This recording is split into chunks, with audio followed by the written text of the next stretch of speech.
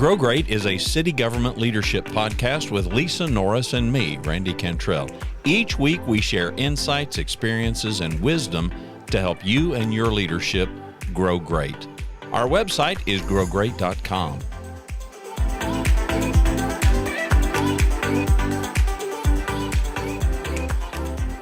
Here's the quote. We don't know who said it. Make sure everybody in your boat is rowing and not drilling holes when you're not looking. Know your circle. Lisa and I both have long been advocates, and I would suspect most everybody in the audience is too, Lisa, of, we are kind of who we surround ourselves with. Right. There have been a lot of wise people who've made comments and quotes about that kind of thing. For a number of years, I've done work in the peer influence space, particularly evangelizing the work of Leo Bottary. You can find him at leobottary.com. Leo's work was studying CEO peer groups, mastermind groups, if you please. 12 to 15 CEOs get in a room and try to help each other. And he's written 3 books, co-wrote the first one, The Power of Peers. And he and I have had a whole lot of conversations about things like this, particularly the know your circle, and have people in that circle that you can help and that can help you. But I suppose we've all got stories of saboteurs, who entered our circle and, there we were. We had to do something about it. Yeah, we've had to, I've learned over time, and certainly in leadership, because early in my career, you know me, and those around me know me. I'm a pretty positive person. I give the benefit of the doubt. I try to lift people up. I try not to assume they wanted to do poorly today, right? That they want to do good. They just misstepped. Right. But as my career advanced, not necessarily just in title, but in dealing with more and more employee issues, my tolerance got, I call it a little less and heightened.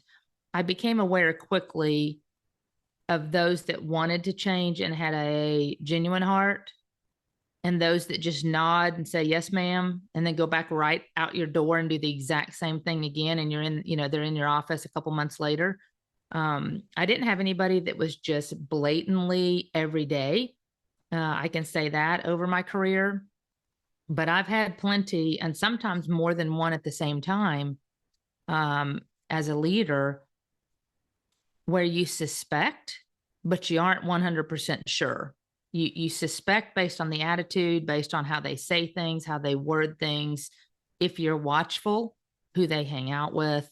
And that's how I slowly learned you genuinely, and we had another podcast on this, you need to know your people. You need to, as it says, you need to know your circle.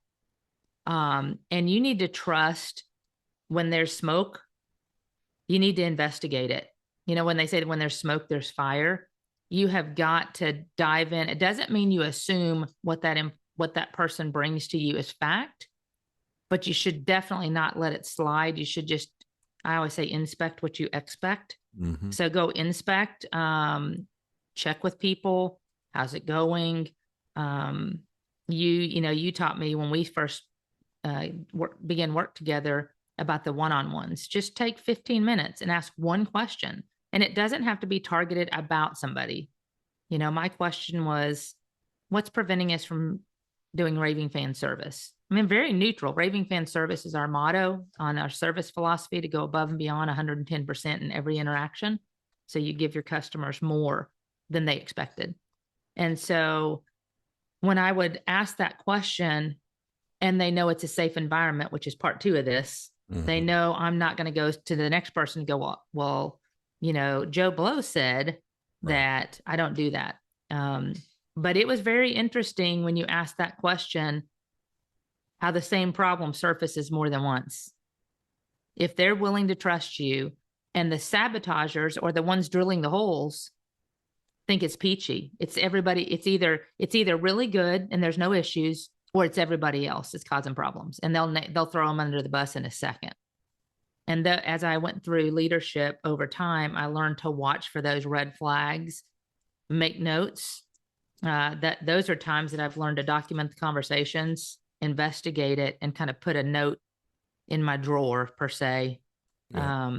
and say, I need to be a little bit more watchful of that. And then I'd always check back. I'd give it a month or two. I'd watch interactions. Every time they were in charge of something, I said, hey, I'd ask the people around them, how'd that go? And you would slowly peel back those layers of the onion that get to the sour part. They're because they don't want to really say anything bad. Your good people don't want to really say anything bad about your teammate. They try to tolerate. Yeah. Well, But then the nobody wants to be holes, the rat. they start plugging the holes, Mm-hmm. and the holes become too many and the whole boat's sinking. And that's usually when they turn. And they're like, it's gotten so bad that you have to take action. Or you So start, if you're not paying attention, all of a sudden you start losing people, and you're like, that's right. wait a minute, Yeah, wait they a will minute, turn it. what? They'll Wait a turn minute, over yeah, because they just want to get out of the negative that's environment right. instead of face it with you. That's right. So we're talking about undermining behavior. So what are some of the red flags that you've experienced? Typically, the very first one I see is negativity. Everything is somebody else's issue. It's a negative Excuse experience. making. Excuse making would be a great way to put it. Doesn't matter what you do. I had a situation at one time in my career where I gave an increase, deserved. We did a market study. An employee deserved the increase. Pretty significant I think in our world, it was, it was like $9,000 or something, to their pay, and gave it to them, brought them in with my other manager, congratulated them. This is many, many moons ago, congratulated them and said, you've done a great job. We've studied the market as we do. And we found that the market has increased over time. We're giving you this increase. You're doing a great job in your role. And we explained what that role was. And that individual accepted it, said thank you. An odd encounter, like looked at me, left the office. The next day, wrote a novel. Those emails that just go on forever and ever about how ungrateful we were, how she was undervalued, underappreciated, it was just, I've been undervalued this whole time. I've been underappreciated. And I'm assuming y'all were blindsided by that. yes, because, we were obviously thinking we had done the right thing, Right. thing to correct that. And at least in Grand Prairie, we do market studies every month as leaders need them. So this many moons ago, when the market wasn't as strong, was a really nice thing to do. I mean, it wasn't happening all the time like in Grand Prairie where it does now, right? And we always make it right. We want to be competitive. We want to be fair. We don't have to be top, but we really don't want to be in the bottom 2/3. We'd like to be in the top third because we're a pretty big city in the Metroplex against our peers. Anyway, so it was surprising at that point. When you're talking about punching holes in the boat, I'm one that just faces it. I don't pause and dwell on it. I immediately called her in, asked her what was going on, that this was surprising and shocking. And can she help me understand why she felt? Because is it something we had done? Is it something we had said? But I quickly realized everything I'd said was twisted to something else. I mean, what I said was not what I said. She had twisted it. You know what I mean? Yeah. You said one thing, she heard something different. That's right. But on multiple, that's why I had somebody else in there with me.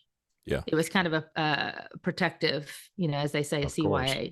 So it's those kind of things when they misinterpret.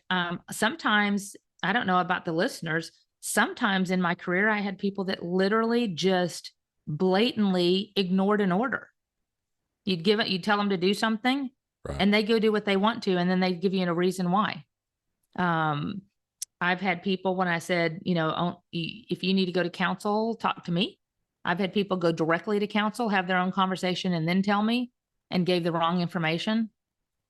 And that's never good. You don't want that for your department. And we want we want to make sure we're giving our council members the correct information, like any city would. You want to give them correct information, the full story, and create understanding. So anyway, those are just kind of the items that I've noticed. It's twisting a story, always shifting blame. I call it deflecting. You know, they're deflecting anything. They don't own up to mistakes. Those are the things that they're behind the scenes. And typically, I can't think of any case where it's been one. They usually get others on board. I don't know if they can break people down or they suck them in, like they kind of create a world of doubt for a variety of things through their words. So it's usually more than one once if you let it roll too long. And so all that to be said, over my 25 years. Misery Loves Company is a true cliche. That's right. And it's so important that I learned over time that the very thing, as you always say, Randy, your strengths are your worst enemies sometimes, your weaknesses. Yeah. The grace that I gave so often, I learned quickly it had a limit. I needed to provide grace, and then I needed to correct the behavior or move them out of the organization, because they can do more damage long-term than they can do on the short term. And that just came with, honestly, with life experiences in leadership. You know, I didn't have that opinion early in leadership. You know, I started as a manager back in 2006 here at Grand Prairie when they hired me. Before that, I had worked at City of Carrollton, but was an analyst. And before that, I was a supervisor at EDS in the private sector for 4 years. But I didn't get taught anything. You know, we're doing our leadership series now that we just met on yesterday with mentorship that I think is going to be key, because so many times we just throw people like me. I had a concept of leading and knew what bad leadership looked like because I experienced that before. So I didn't want to do that. But I wasn't ever taught. I had to ask a lot of questions, look to people that I respected and ask them how they did things.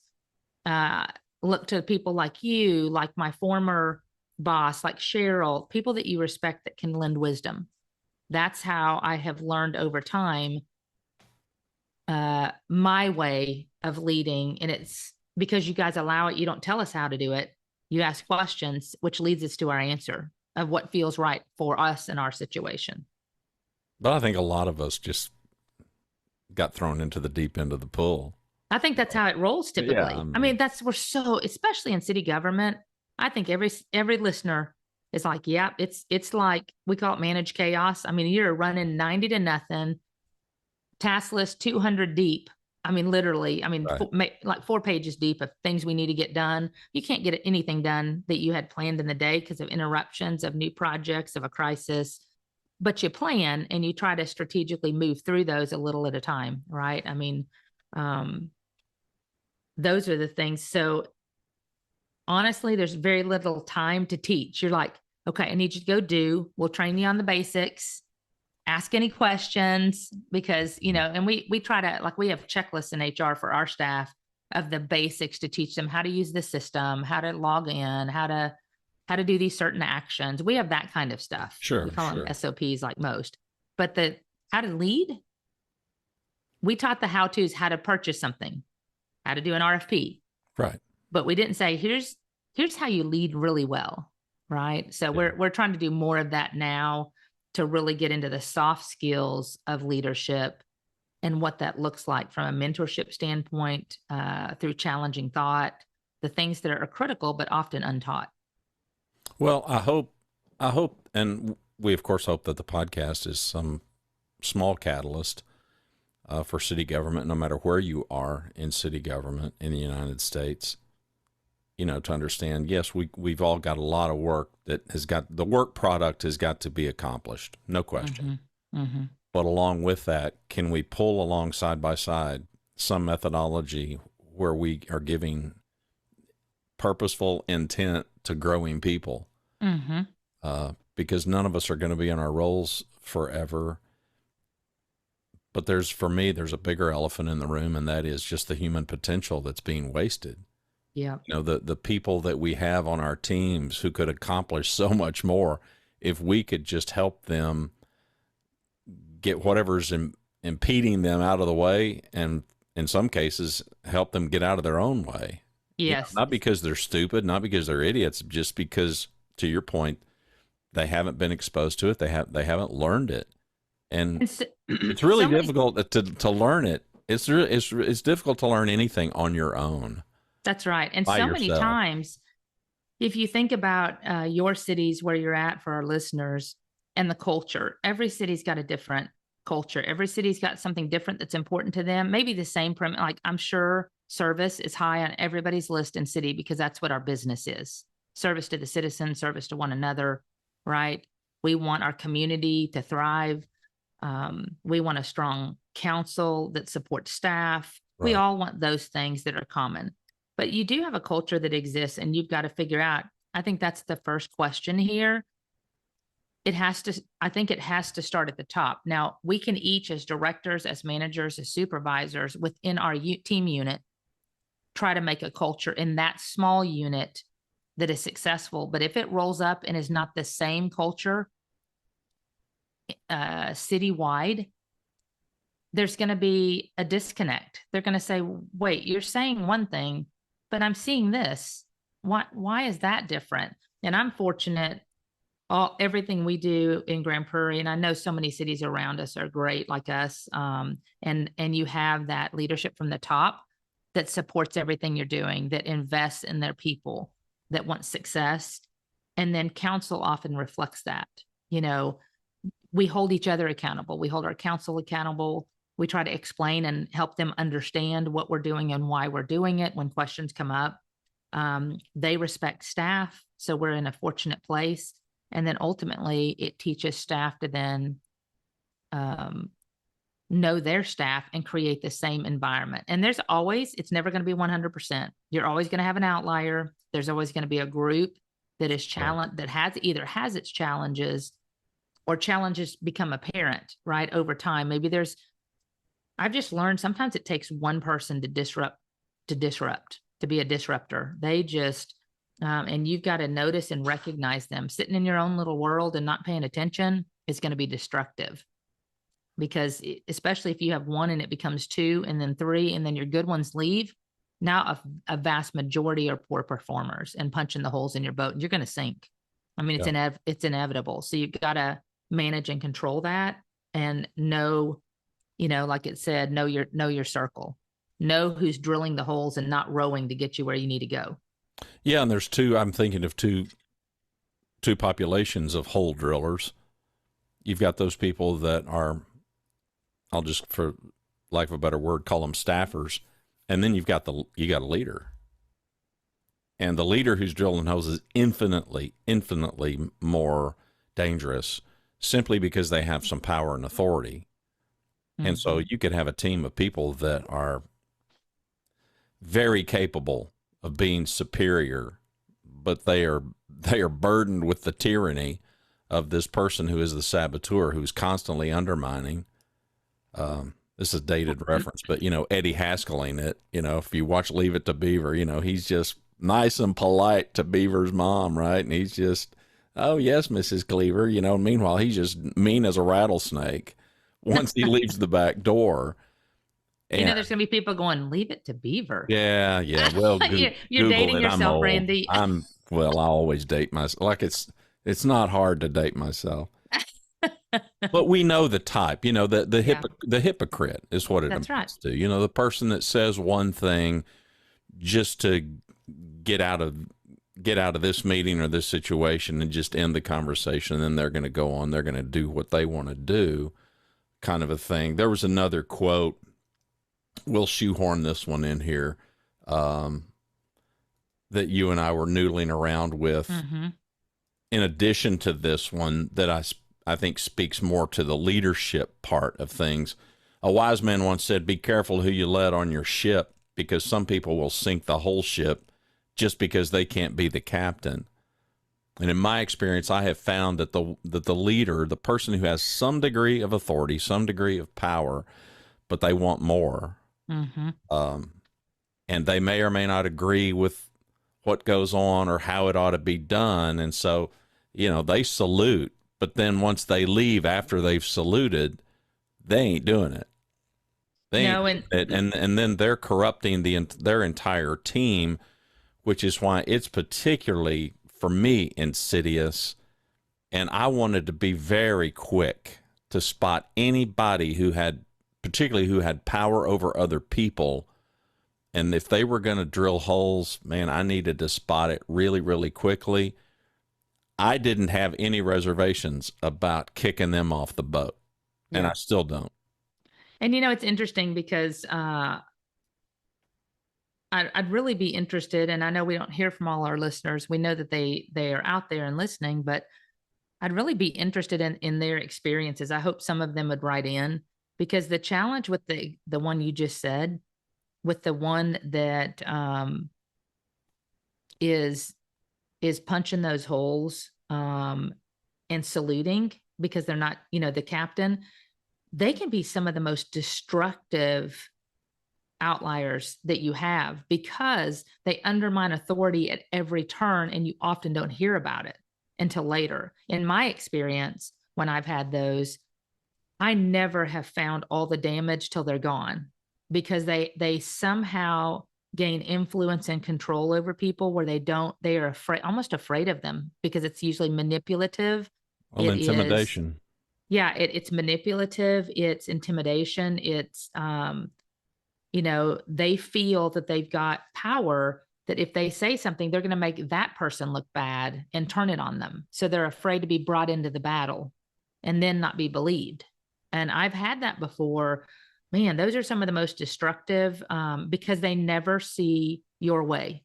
They only see what they believe to be true, that they are the only one that could lead well and right, and that every decision you make is challenged, and it is exhausting. It is exhausting. So the only thing I'd say besides that is, you mentioned the leaders that are punching our holes. What I've found there is sometimes you have really strong technical strength. So they're really good at their business. The work They're product. not good. They're not good at leadership and empowering. So the challenge for sometimes that I've experienced in my 25 years here at Grand Prairie is occasionally when it's a leader that the other leaders come to HR about, because we help everybody. We try not to take sides of the employee or the leader. We just try to hear the issue and help them solve for it. Doesn't matter which side it is. Right. Our job is to try to solve so the team is better. But when it's a leader, the challenge there, especially if they're high technical capability, is it's kind of like the one I just talked about. They think they are the only ones that know the right, and they're unwilling to listen to anybody else. Anybody that gives guidance, they often, frankly, sink their own ship. Right. They're drilling holes in their own ship that they don't even realize. And people typically support them because they have the technical knowledge, and often they don't challenge them. They just want them to run and do their business, right? They just do. They leave everybody alone. So they're usually highly favored because they just don't engage. They just let them run their own way. And that's where, when you talked about, my experience has been, they have excuses. Excuses. It doesn't matter what you ask them. It's excuses for everything. Yeah. And that is really hard, because that's what I'm talking about. Those excuses are punching the holes in the boat, because you're trying to get them to grow and grow their team to become even stronger. And all they're doing is slowly punching holes in the boat and slowly sinking the ship. So it's going down instead of up and forward. Well, and that's why our foundational recipe ingredient is humility. That whole, I'm the smartest person in this room, I've got the Right. answers always. I have found that the leader who is not collaborative with their team, and for some people that can be difficult, particularly at a director level in a city. I have seen it, you've seen it, you've even experienced it, where a director has got a supervisor, a manager of some sort, and there's a team of people under them, and we don't always know how collaborative they are outside our view. And so that can be challenging. What advice have you got for how can we know that what we're seeing is reality? I mean, a big part of leadership growth is our ability to see more clearly. because Hmm. it's the things that we don't see that'll kill us. I think it goes back to what you said. It has to be humility and curiosity. You have to ask questions. You have to stay in tune with your team. I call it walking the floor. I mean, I think you mentioned that when you Yeah. were a CEO, you walk the floor. And I don't necessarily do it every day. I'm not going to say that I do because I don't, but at least once or twice a week, I will get out, walk around. Sometimes I just do half the staff, one morning, and the next morning I check with the other staff. I mean, there's no methodical way because that's not genuine for me. I genuine when I feel like going out there and I meet with the staff and just say, "How's it going? How was your weekend?" I know you had a soccer tournament with Yeah, it's your not a son. contrived routine for. No, because that's too. I can't do that. That would be No, I fake. can't do that either. I hate that. But we have different people will come to me with different things that they need help on. And when you have the people that maybe just don't get it. To me, those are easier if their heart's pure, Hmm. right? Because those I can talk to and I can say, and I'm so fortunate, and I know I keep saying this, my staff's probably sick of hearing it, but No, I've they're got not. such an amazing staff. I can't think of one person on my team that I cannot go say, hey, here's it. We had a little blip yesterday. Right. This is what I understand happened. Can you help me understand from your perspective? How can we fix that? And they own it every time. I mean, that's the best position a leader can be in. They're like, you know what? You're absolutely right. I just forgot. And so I'm like, okay, how are we gonna not forget? What do you think would work for you? Like I don't ever tell them because I hope my philosophy is with a good solid team. So again, if you're a listener and not in that position, be careful. But with a good solid team, I can say, uh, how are we going to fix this? And I can lead them to their answer. And then again, inspect what you expect. I say, put it on a task. That's the one ask that I have. Put it on a task in Outlook, and I can see that you're checking it. And then I will follow up at our next weekly or our next meeting or whatever it is. And then I ask them again how it's going. So I hold them accountable and they know it. They expect it and they typically bring their little notebook in. So um, those are the easiest because if it wasn't intended for harm, it was just a miss. We're all human. Hmm. And for my position as a leader is you don't just sit there and ding them to death. Every time they make a mistake, my goal is to educate them so they are become better themselves professionally. They learn how to do reminders. They learn how to, whatever it is, I found different things. Sometimes it's just lack of knowledge.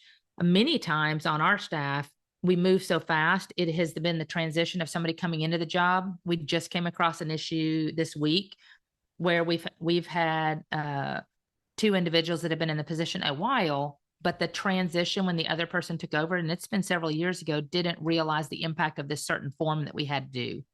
And it's a legal form that we have to have, but we just educated on it. We uh, didn't do a write up, didn't do corrective action. We just said, hey, tell me what you understand about it. And then we educated them on why it's so important and the impact it had when it wasn't done.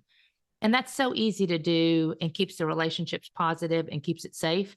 Now, if they keep making mistakes, that's a different issue, right? If you have Sure. multiple mistakes or the same mistakes over and over, that's when I think you need to sit, okay, we've tried to correct, we're just not getting it. So let's put it in writing, make sure you understand it, and then go from there. But those are I always call it mistakes of the heart, much easier. Mistakes of the mind where there's intent and you're choosing not to do it, Yeah. much more difficult. Those are the ones punching holes in your Yeah. boat. Well, I mean, for me, it's either I'm such a simpleton, it's either a competency issue, which could be a lack of education or a lack of know-how, but it could be a lack of ability.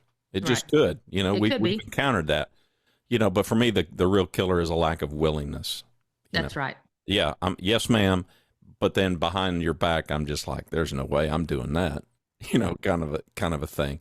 I can say as an outside observer, the big leg up that you've got with your team is just that safety, is the fact that, and I remember when you and I were talking about these one-on-ones, Lisa meeting with her staff one-on-one, um, and it's just always kind of been foreign to me how many leaders just don't think about it, again, because we are all so busy and everybody's moving so fast, and it's like, Mm-hmm. man, who's got time for this? Because not only am I having to ding my calendar, but I'm having to take time out of somebody else's calendar, That's and right. I don't want to add workload to them. But there's the value of that. Be careful about your circle, but man, you've got to know your circle. You've got to know what's going on. You can't be blindsided, particularly by a supervisor or a manager. But I don't think you can be blindsided by, Charlie out in the hall, sowing discord. No. And the other thing, we really haven't talked about, Sorry, Charlie.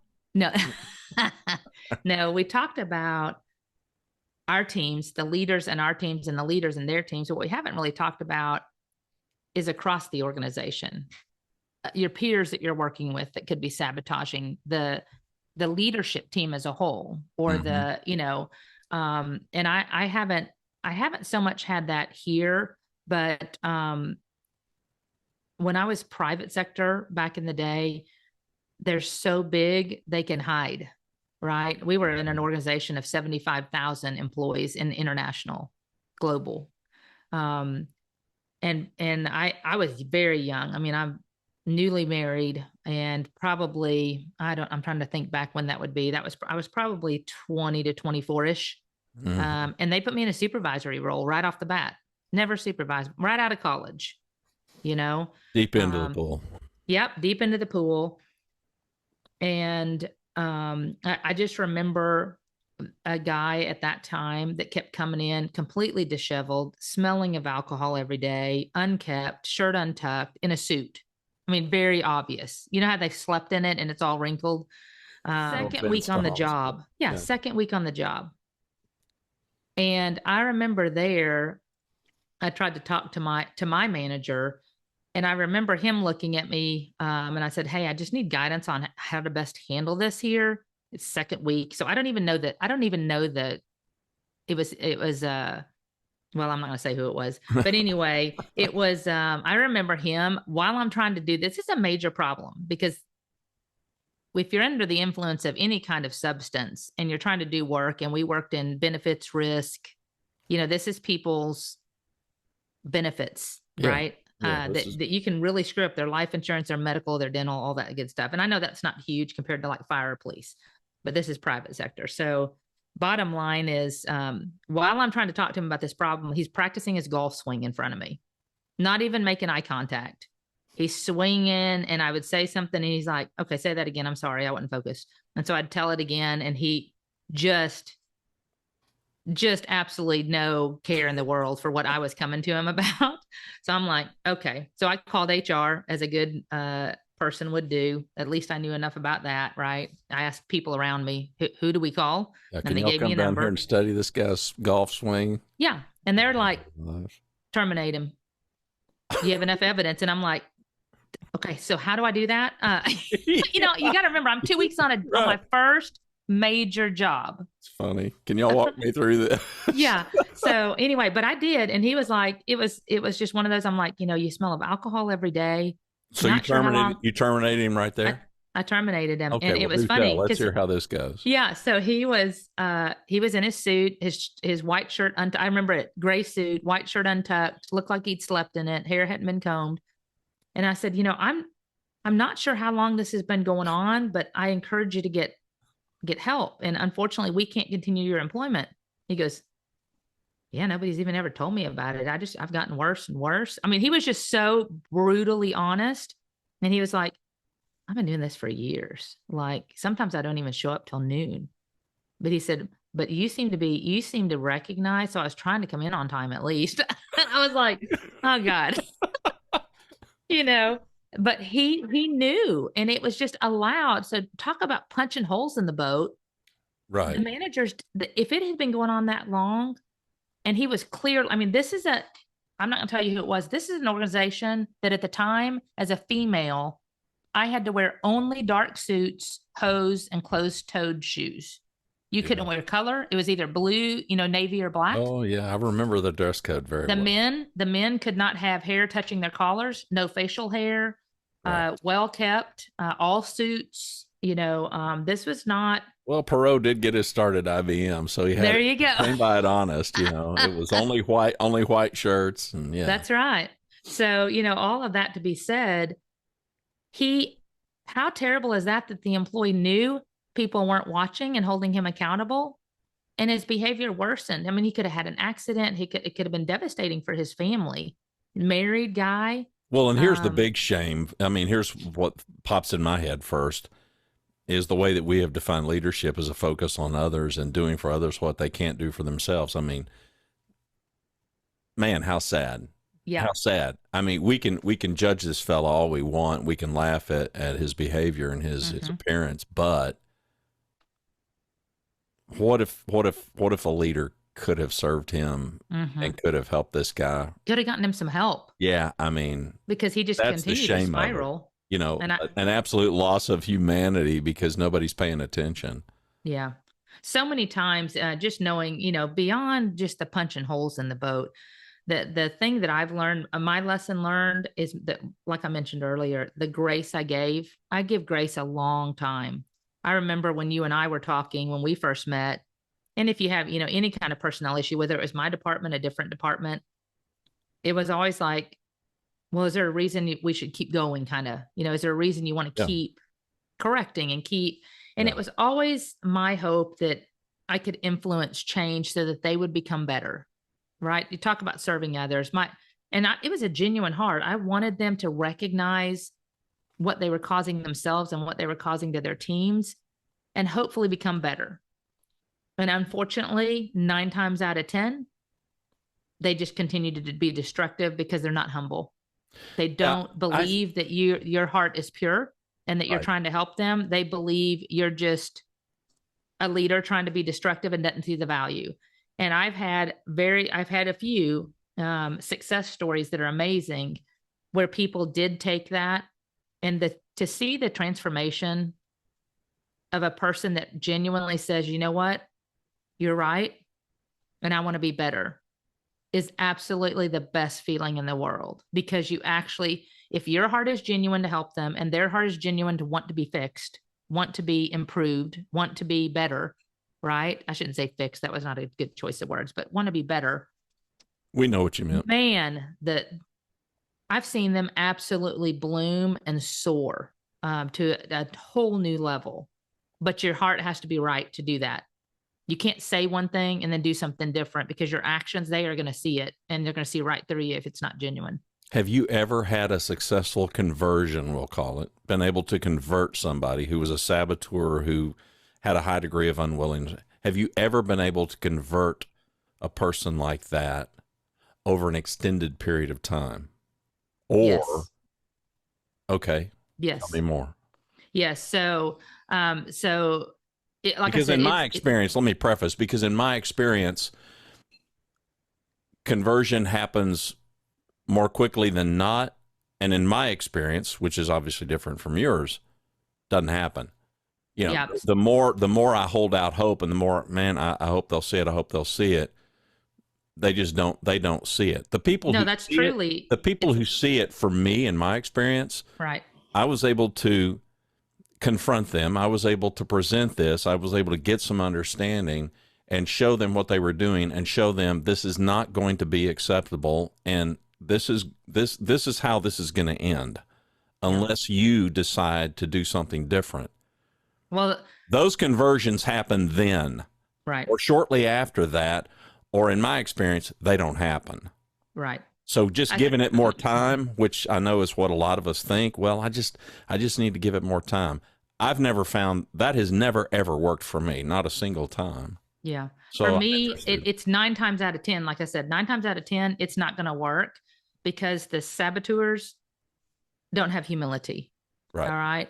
So they don't want to change, and they don't see a need for change. And that, I have learned, you cannot fix. You cannot change, because they are never going to believe that you're trying to help them and you're trying to serve them. Well, they're never going to believe that you're smarter than them. That's right. Yeah. There's when you lack humility, you're just not going to win. I mean, and I say if the person you're trying to help doesn't have humility, you're not going to win. No, none of You us can are. try. My theory, and then I'll talk about the ones that have been successful, because it's been very few and far between.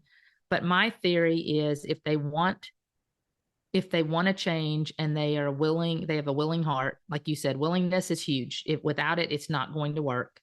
Then you can be successful. And for my whole theory is, I just have to know at the end of the day, I've done my best to make them better. At some point, they have to choose to become better. Right. That's, I have to be able to, and I call it being able to sleep at night. I have to know. You've heard me say that over and over. Yeah. If we've talked about an issue, they have to demonstrate it. They can't just say the words. Yeah. So I have to know at the end of the day, I have done everything that in my ability to try to serve them, to help them become better. And at some point, they have to choose it. And if they don't choose it, it's on them. And I don't usually have any heartburn. Right. I hate letting people go, because I know the impact it has to their families, but I didn't choose it for them. I just know at the end of the day, I tried. They didn't choose it. And I can't change an outcome that they are unwilling to participate in. Well, and we owe it to the other people in the boat. And by the way, right. We also are in that boat. That's right. So then let's talk about the individuals, because I can probably name 3 in 25 years. That's how rare it happens. That have way more converted. Than I've ever had. Yeah, that have converted. And again, it came over a long period of time. Over 25 years. Yeah. Well, no, I'm not saying those people. No, that was my question. My question is, so when confronted with the reality that we know what's going on. Sure. And we're going to help you fix this, but we can't do this for you. You're going to have to do it.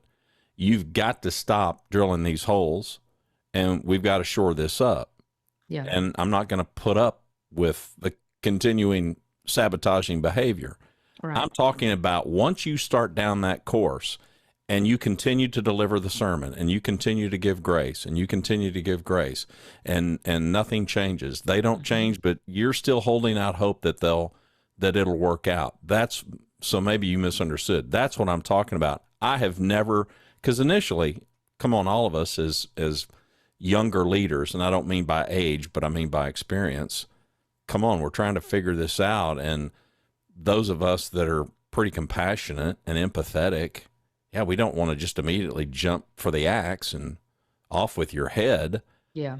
I have never found that the extension of that grace, continuing to put up. Oh, no, I see what you're saying. That's what I'm saying. I'm saying, have you ever delivered sermon after sermon after sermon after sermon, and then they convert? I have found deliver the sermon, okay, maybe reinforce the sermon, convert, or they don't. Well, I've had mine is a little different because it's along those lines.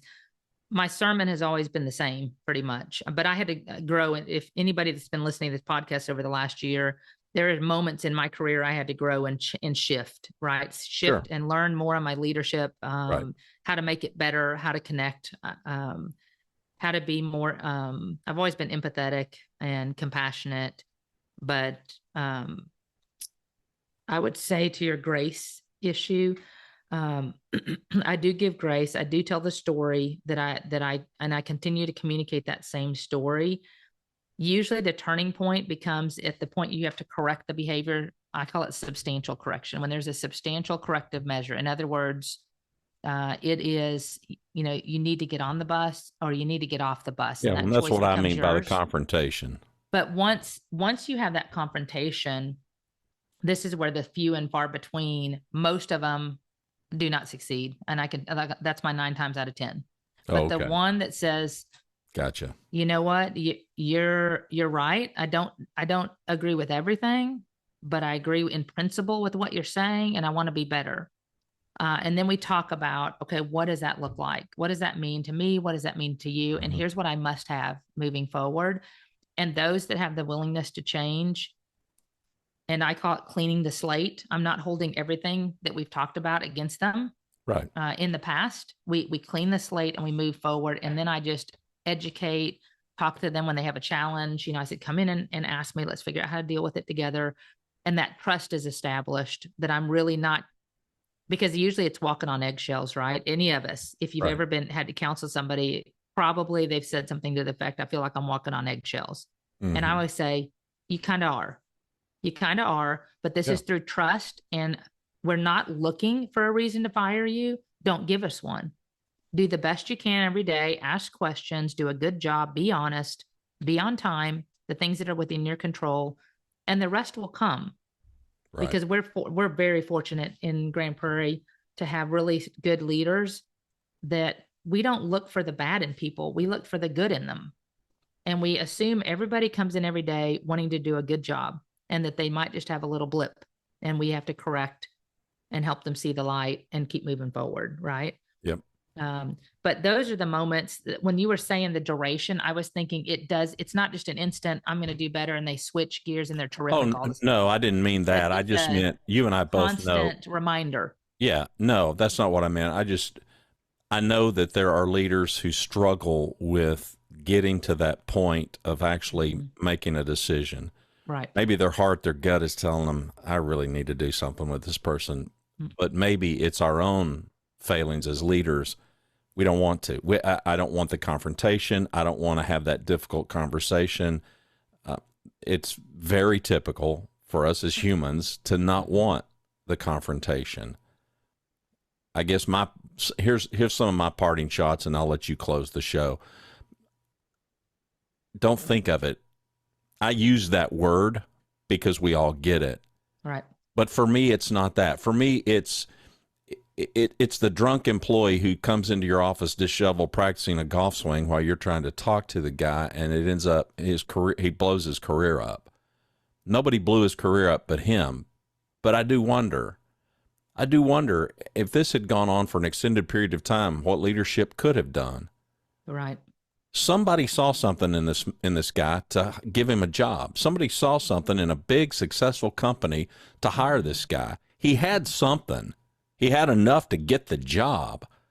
And if he had enough to get the job, meaning somebody was willing to ask him out on a date, Right. then,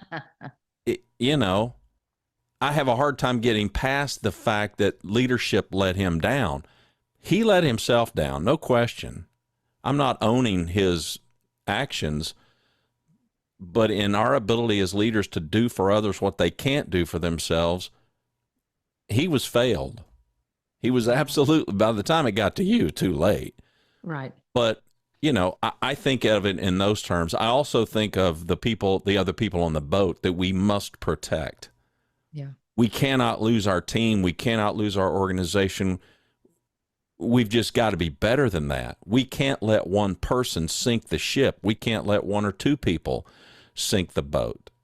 I mean, you've got to be so watchful. You've got to be watchful, and you have to take action, because once there's a problem identified, you just have to know everybody on your team is watching what you're going to do with it. Now, they may not know that answer, and you don't have to communicate it that, okay, I've done this with so-and-so. I would never encourage that. But they are watching your move, and that can determine whether they stay or go. The good ones. well, I'll tell you what they're thinking. I'll tell you what your staff's thinking. Your staff is thinking, how long are they going to put up with this? Yes. That's what they're thinking. And they're hoping and praying every day. They go home every day and they come to work every day hoping today will be the day. Today will be the day she'll deal with this.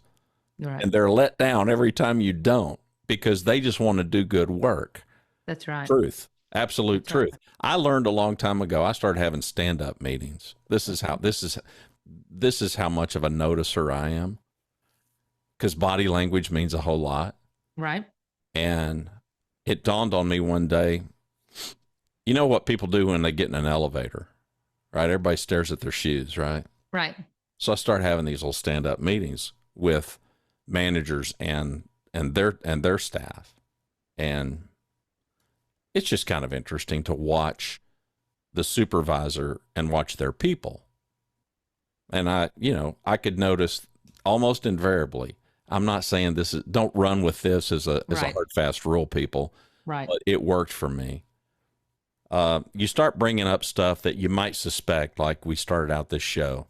You suspect that there's some sabotaging going on. Mm-hmm. And all of this person's people, they're all staring at their shoes. It's like, yeah, okay. Whatever he or she is saying, their body language is telling me, Houston, we have got a problem here. Because they're all staring at their Yeah. shoes and they're all being quiet.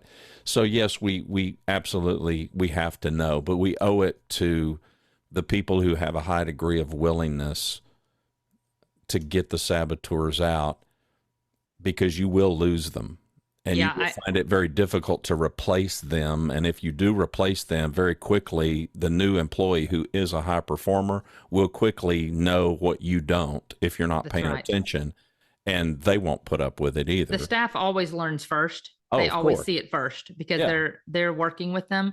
But Boots on the ground. I was scrolling through my phone because I know we talked about this in a prior episode, but it goes to what you just talked about. The culture of any organization is shaped by the worst behavior the leader is willing to tolerate. Yep. I mean, believe that. talk about that. You know, Yeah. the if you're letting them punch the holes in the boat and you're doing it for too long, and the back end of the ship keeps sinking, Yeah. slowly the whole ship is going down. Yeah. They're not looking at the saboteur anymore. They're looking at you because you've allowed it, and then they decide, do I really want to work here? Yeah. When And there's you will a start whole, losing the good ones, and you keep the bad ones because they don't want to. They've yeah, got they it don't made. care. No, Right. they don't care. Yeah, they're happy to chime in and gripe with everybody else. That's Well, right. listen, when there's holes being drilled and there's water being taken on, you're not, your job as a leader is not to slow it down. I'm reminded of that joke. Guy gets pulled over by a policeman for rolling through a stop sign. And he said, "Well, I slowed down." Now, don't take this literally, people. So the cop gets out his billy club, and he starts kind of beating on the guy. And he says, "You want me to stop or do you want me to slow down?" And leadership is the same way. When you got a saboteur, you're taking on water. The objective cannot be, I just need to slow down this bad behavior. You don't need. I just need to plug 2 of the 5 holes, Yeah, and we'll well, be fine. you don't need to slow down the drunk, disheveled employee practicing a golf swing in front of you. Right. There's what? Hello, Yeah. slow that down. No, Yeah. this needs to stop. This has got to stop. Because Yeah. you're not going to put up with it from anybody else. Why? This person, listen, grace is unmerited favor. I get it. I'm all about it. But, we need to extend grace so that we make sure we really understand what's going on. But once we Right. understand, once we've got some clear idea of what's going on, again, I think so much of it is that last phrase of, you got to know the circle, be picky about the circle. I mean, for me, that's the final word for me. Yeah. I would just say, long story that we've talked about made short is you need to know your people. You need to be in contact with them and understand what's going on in the team and address issues timely and well. If they say there's an issue, and sometimes it's the naysayer that brings up an issue, and I've seen leaders discount those and not address them, and sometimes they're correct. Sometimes they may come with you with 10 complaints, but 2 of them might be valid, so don't discount them. And I learned that. I remember our police department one time said, that premise was that if they had a hooker say they were raped, right? They had a hooker say they were raped, and they're still a hooker. They said, you know what? They may have very well been raped. So we never assume just because Right. of the role that it didn't happen. We have to investigate each thing because they are human. Mm-hmm. And they're in a difficult environment. And so we never just assume, well, that you asked for it. And I remember thinking that in our police department, when they're talking about serving our community, what a great attitude that is for the officers to have. You're still human and you're important to us, regardless of your circumstances. We're going to investigate it and figure out what did happen or what didn't happen. And they take every case seriously. And that was, many, many years ago, under even our former chief before Steve was there as the chief. And I just remember that really, you can tell, it really stood out to me. Sure. You need to listen. And even the naysayers can occasionally have a good concern that needs to be addressed for the betterment of the team. Just know how to filter through them and again, inspect what you expect. So don't let it go on too long. I learned that again in my career. I give them grace for a period. I try to correct the behavior for a period. And then at some point you got to either figure out, are they on the bus, need to be off the bus, or do you need to switch the seats in the bus? Get them in the right seat, because sometimes they're just in the wrong seat, and a new fresh start can help too. Those are my main takeaways. You have to be able to sleep at night, that you've done everything you can to make them better and serve them well. And beyond that, the choice is theirs. It's that simple.